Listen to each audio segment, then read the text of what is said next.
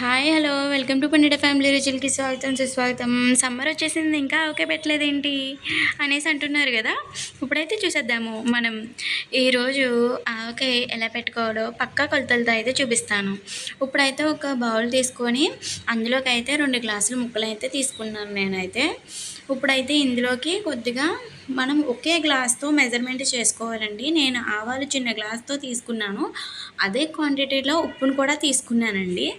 ఇది కొద్దిగా వేసుకుని ఆడుకోవాలండి. ఆవాలు మనకి ఉప్పు నలగదు, ఆవాలు నలిగిపోతాయి కాబట్టి మనం ఆడుకున్నప్పుడు మనం కొద్దిగా ఉప్పునది యాడ్ చేసుకుంటూ ఆడుకోవాలండి.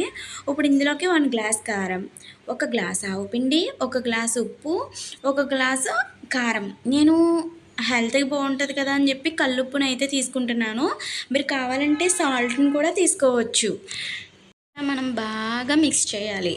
ఎంత బాగా మిక్స్ చేస్తే మనకి అంత బాగుంటుందన్నమాట. ఇప్పుడు మనం ఫస్ట్గా ముక్కలు కొలుచుకున్న గ్లాస్ అయితే తీసుకోవాలి.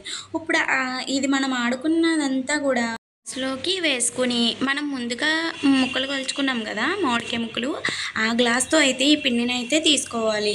అదేనండి ఆవు పిండి ఉప్పు వేసుకుని ఆడుకున్నాము, దాంతోపాటు కారం కూడా యాడ్ చేసాం కాబట్టి ఇవంతా కూడా మనం ముక్కలకి మనం 2 గ్లాసుల ముక్కలు వస్తే మనకి 1 గ్లాస్ అయితే సరిపోతుంది. కారం ఉప్పు అలాగే ఆవాలు ఇలా సరిపోతుందండి కరెక్ట్గా మనం తీసుకున్న మెజర్మెంట్ అయితే. ఇప్పుడు అదే గ్లాస్తో ఆయిల్ కూడా తీసుకుంటున్నాను. 1 గ్లాస్ కొలత అనేది పెట్టుకుంటే మనకి బాగా తెలుస్తుంది. నేను అన్నీ కూడా 1 గ్లాస్తో తీసుకున్నానండి. అన్నీ కూడా ఆవాలేంటి, ఉప్పు ఏంటి, అలాగే కారం ఏంటి, నూనె ఏంటి, మొత్తం అన్నీ కూడా 1 గ్లాస్తోనే తీసుకున్నాను నేను.